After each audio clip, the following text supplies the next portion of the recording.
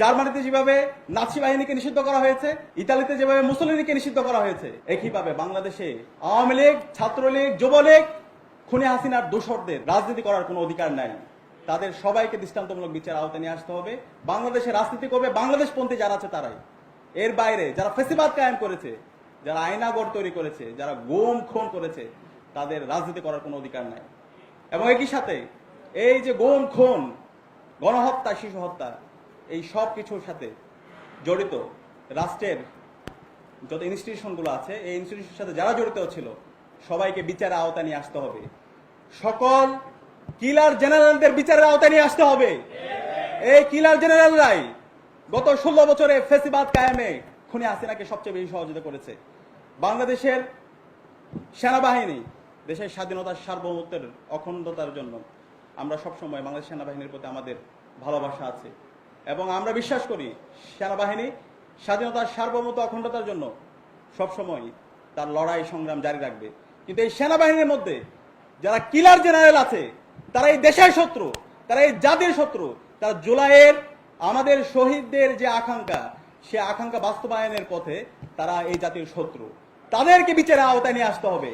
কিন্তু আজকে দুর্ভাগ্যের বিষয়, আজকে আমরা দেখতে পাচ্ছি এই কিলার জেনারেল তাদেরকে এসি করে নিয়ে আসছে, তাদেরকে যেখানে রাখছে সেখানে তাদেরকে এসির ব্যবস্থা করা হচ্ছে। এটা পুরো জাতির জন্য লজ্জা। জুলাই বিপ্লব পরবর্তী আমরা এই ধরনের এই খুনি জেনারেলদের এই অবস্থা আমরা দেখতে চাই না। আমরা তাদেরকে বাংলাদেশের যে আমাদের যে কারাগার আছে সেই কারাগারে তারা থাকবে। বাংলাদেশের যে আইন আছে, আন্তর্জাতিক অপরাধ ট্রাইব্যুনালের যে আইন আছে, সে আইন অনুযায়ী তাদের বিচার হবে।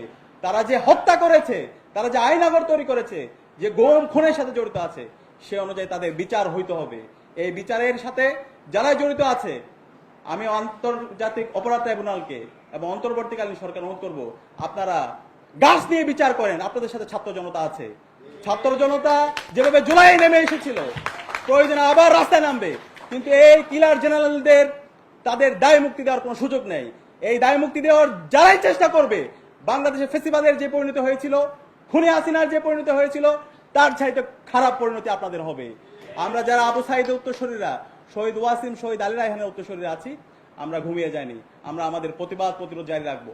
5 আগস্টের পর আমরা দেখতে পেয়েছি যে আয়নাগরের এবং বিভিন্ন জায়গায় যে টর্চার সেলগুলো ছিল, সেই আলামতগুলো ধ্বংস করা হয়েছে এবং যে নথিগুলো ছিল সেগুলো ধ্বংস করে দেওয়া হয়েছে। এই 5 আগস্টের পরে এই নথিগুলো ধ্বংস করছে কারা? কারা আয়নাগরগুলোকে ধ্বংস করেছে? তাদেরকে খুঁজে বের করতে হবে। অন্তর্বর্তীকালীন সরকারের মধ্যে ঘাপটি মেরে বসে থাকা গুপ্ত অবস্থায় যারা ফেসিবাদের দূষর আছে, তাদেরকে বের করতে হবে।